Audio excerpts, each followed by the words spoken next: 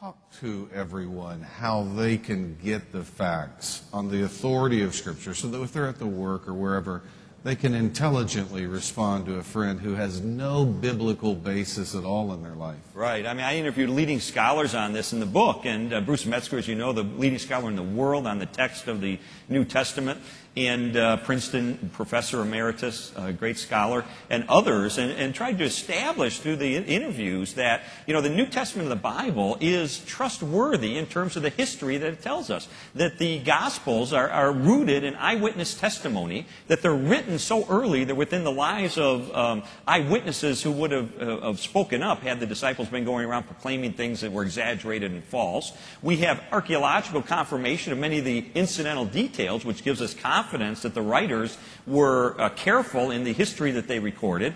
We have, 24,000 manuscripts of the New Testament compared to the second place, which is Homer's Iliad. I think there's 600 of those. So we have a great amount of manuscript evidence so we can be confident of its transmission through history. We can have, as Christians, strong confidence in the reliability of the Bible. And for Dan Brown to disparage the four Gospels and then to choose instead these so-called Gnostic Gospels are written in the 2nd, 3rd, and 4th centuries, long after the fact, who have no historical basis, who are written with a Greek bias, and whose names of Mary Magdalene and Philip are attached to them, even though they had nothing to do with them. And if you read them, I encourage people, go ahead and read the Gnostic Gospels and read it next to the Gospel of Luke. You read the Gospel of Luke. Here you have this first-century investigative reporter, so to speak, who says, I carefully investigated everything so I could report to you about the certainty of what took place. And you read it, and even though he's reporting on amazing things, like the resurrection of Jesus, it is with a sober mindset. It is with accuracy. It is with a careful delineation of what actually took place. Even those instances that were embarrassing to the disciples, they made sure they were in there because it's what happened. For instance, the fact that the empty tomb of Jesus was discovered first by women. In first century Jewish culture, the testimony of women was not accepted. Right. And it was not considered reliable. So if they were going to make things up, they never would have said women discovered the tomb empty. It would have hurt their case among the people they were trying to convince. They would have said, well, Peter discovered it empty. It was John. He discovered it empty. They would have made it if they were making it up. Why did they say women discovered it empty, even though it hurts their case to their first century counterparts? Because that's what happened. And even though it was embarrassing, they still were faithful to the truth and put it in the Bible. So I think we can have great confidence that these records, which are the only records we have that we have confidence or date from the first century, unlike these other later apocryphal documents, we have confidence that they tell us the truth about Jesus. When you talk about the New Testament documents, they are uniquely inspired. But this weekend in our community, Lee, we have two churches that have brought in either Jesus seminar people or these liberal clerics that are actually training their congregation to doubt the authority of the Bible. And what does it boil down to? Jared, one of the steps that led me to atheism, when it was as a young man, I took a course on the historical Jesus, the New Testament, taught by a skeptic. And that was one of the three big steps, that and Darwinism and other things, that led me into a life of atheism. The tragedy of that is, why would we as Christians give up our strong card, which is the truth that we have? We have an unfair advantage in the marketplace of ideas, and that is we have truth on our side.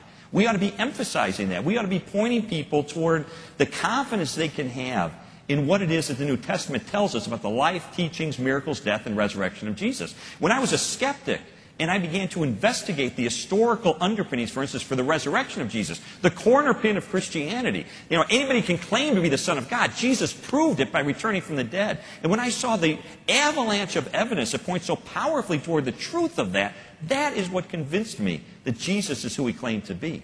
Well, when you start with the presupposition that miracles are impossible, the resurrection could not have happened, and now tell me about Jesus, well, that's not a legitimate search for truth. That's ruling things out at the beginning because of a presupposition that you're against the supernatural. You don't believe that miracles and things like that could actually take place. We're going to give the people in June a snapshot on Wednesday night, the Gospel of Judas.